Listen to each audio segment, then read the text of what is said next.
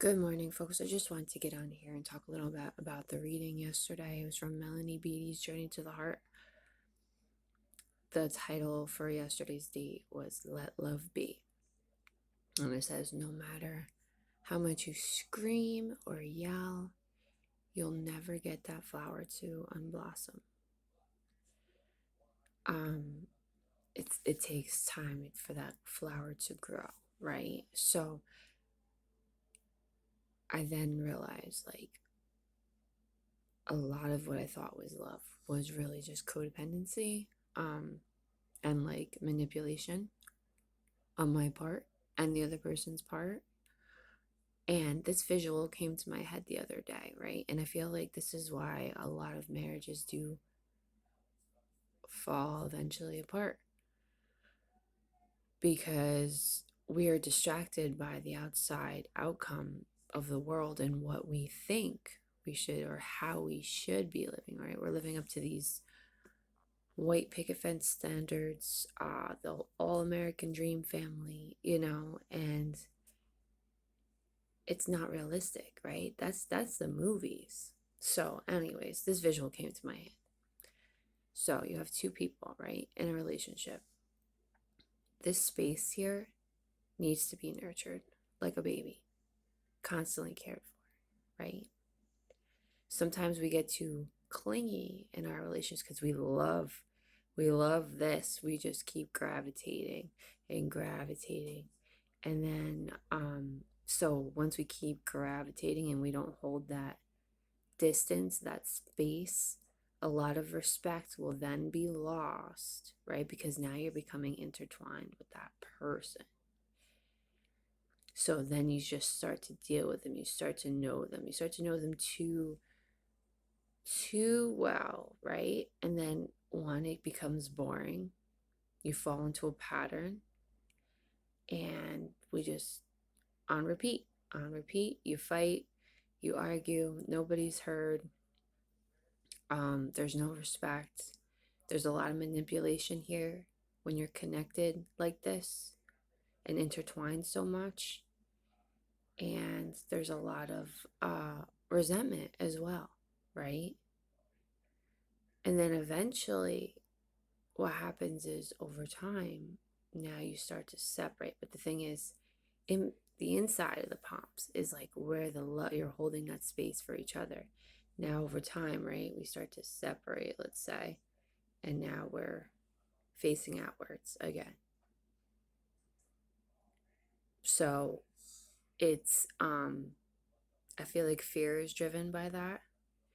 We become so clingy, just like in my last reading, like fear just makes us cling on to what we think is love.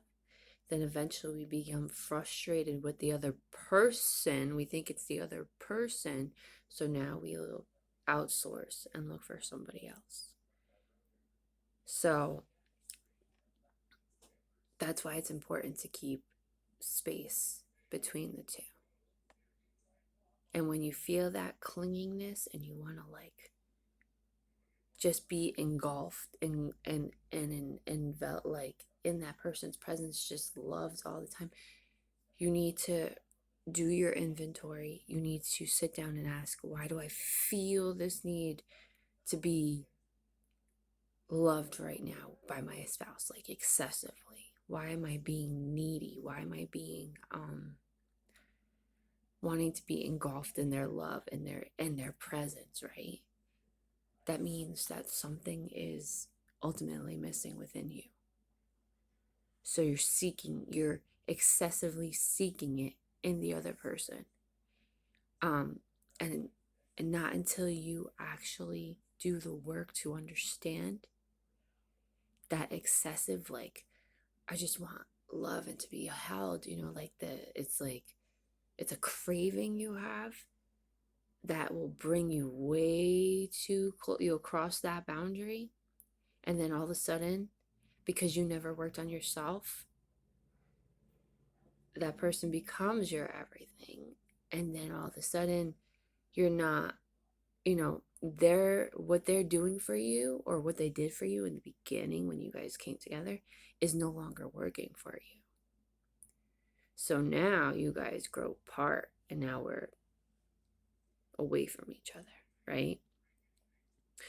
So that's why it's so important to hold this space, to respect, to work on each other, and to keep also certain times a distance, a boundary, right? When we feel that need to want to just cling, um, that is usually the sign that we need to go inward. We need to work on why, right? That clinging is control. That clinging is codependency. That is not your higher power. That is not how love flows. That clinging is fear. Um, and it took me a while to understand that. Didn't happen overnight. And if it wasn't for this program, I would have never actually came up with that visualization because I never knew what true love was. You know, you see in the movies, you see that was my only real example. That's not even real, right? My parents didn't know true love. It was much of a chasing game. Uh, there was no communication. There was no mutual respect. There was a lot of misguided stuff there. So I think if you just keep a healthy space in loving yourself, and you can recognize your patterns, and then if you're like dating somebody, or if you're going out and then you feel, or you start to feel like anxious, like you need to be around them, or like, or you're gonna die or whatever, or they start to act crazy anxious, it's because they have not done the inner work yet, if that makes sense. Yeah, I'm not really used to giving advice here. I kind of just talk about my relationship, but that is what I have realized after 10 years. So I hope this helps anybody.